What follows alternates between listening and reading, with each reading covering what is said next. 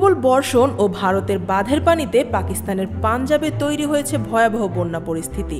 পাকিস্তানের সবচেয়ে জনবহুল এই প্রদেশ জুড়ে জারি করা হয়েছে বন্যা সতর্কতা।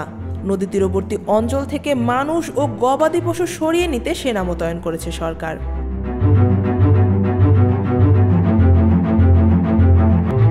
সুতলেজ, রাভি আর চেনাব নদীর পানি বিপজ্জনক হারে বৃদ্ধি পাওয়ায় প্রলয়নকারী বন্যা আঘাত হানে মধ্যাঞ্চলে। ইতোমধ্যে প্রাণ হারিয়েছেন অন্তত 15 জন। তাদের মধ্যে শিয়ালকোটে 5 জন, গুজরাটে 4 জন, নারোয়ালে 3 জন, হাফিজাবাদে 2 জন এবং গুজরানওয়ালায় 1 জন।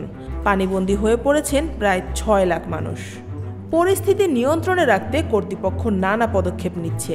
বুধবার চেনাব নদীর পানি বেড়ে শিখ ধর্মাবলম্বীদের অন্যতম পবিত্র স্থান কর্তারপুর মন্দির ডুবে যাওয়ার পর বিপর্যয় ঠেকাতে কাদিরাবাদ বাঁধে নিয়ন্ত্রিত বিস্ফোরণ ঘটাতে বাধ্য হয় প্রশাসন। বাঁধের একটি অংশ উড়িয়ে দেওয়ায় অবকাঠামো রক্ষা পেলেও নতুন নতুন এলাকা তলিয়ে গেছে পানির নিচে।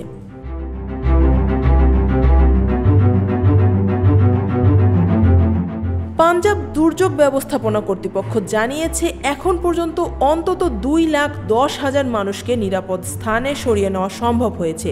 তবে নদী তীরবর্তী গ্রামগুলোতে বসবাসকারী প্রায় 10 লাখ মানুষ বন্যার কারণে ক্ষতিগ্রস্ত।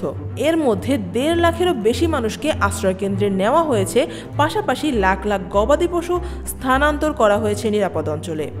স্থানীয় সময় বুধবার রাত থেকে নতুন করে পানি বাড়ছে চেনাব ও সুতলেজ নদীতে।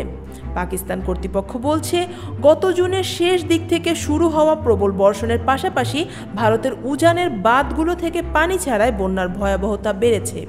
ইসলামাবাদের পররাষ্ট্র মন্ত্রণালয় জানিয়েছে, জলকপাট খোলার আগে ভারত কূটনৈতিকভাবে পাকিস্তানকে অগ্রিম নোটিশ দিয়েছিল।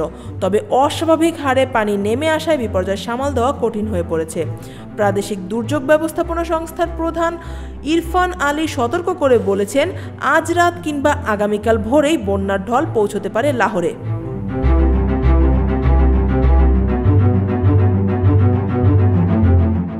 সরকারি হিসাবে পাঞ্জাবের মোট 17টি জেলা এখন বন্যায় আক্রান্ত।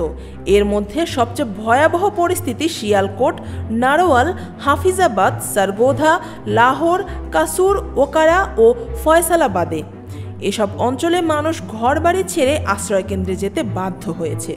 চলতি বর্ষা মৌসুম পাকিস্তানের জন্য ভয়াবহ দুর্যোগ ডেকে এনেছে। দেশজুড়ে ভারী বর্ষণ, বজ্রপাত, হরপা বান আর ভূমিধসে এখন পর্যন্ত প্রাণ হারিয়েছেন অন্তত 800 মানুষ। ধসে পড়েছে হাজারো ঘরবাড়ি, ক্ষতিগ্রস্ত হয়েছে সেতু, রাস্তা আর বিদ্যুৎ গ্যাসের মতো গুরুত্বপূর্ণ অবকাঠামো।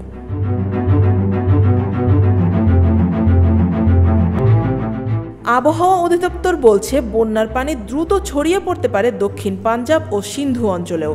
এতে ক্ষতির মাত্রা আরও বাড়বে বলে আশঙ্কা করা হচ্ছে। বন্যা কবলিত মানুষদের নিরাপদে সরিয়ে নেওয়া গেলেও খাদ্য, বিশুদ্ধ পানি ও চিকিৎসা সেবার সংকট প্রকট হয়ে উঠছে। অনেক জায়গায় ত্রাণ পৌঁছাতে পারছে না উদ্ধারকর্মীরা। পরিস্থিতি আরও অবনতি হলে মানবিক বিপর্যয়ের মুখে পড়তে পারে গোটা পাঞ্জাব। পাকিস্তানের ইতিহাসের সাম্প্রতিক বছরগুলোতে এটিই সবচেয়ে ভয়াবহ বন্যা। সরকার ও সেনাবাহিনী সর্বাত্মকভাবে কাজ করলেও পানির ঢল ও বন্যার তীব্রতায় জনজীবন এখন কার্যত স্থবির। বন্যার পানিতে তলিয়ে গেছে গ্রাম, নগর, ফসলের মাঠ ও উপাসনালয়। কোটি মানুষের জীবনে নেমে এসেছে চরম দুর্ভোগ। Afia Akter, desk report, Dhaka watch.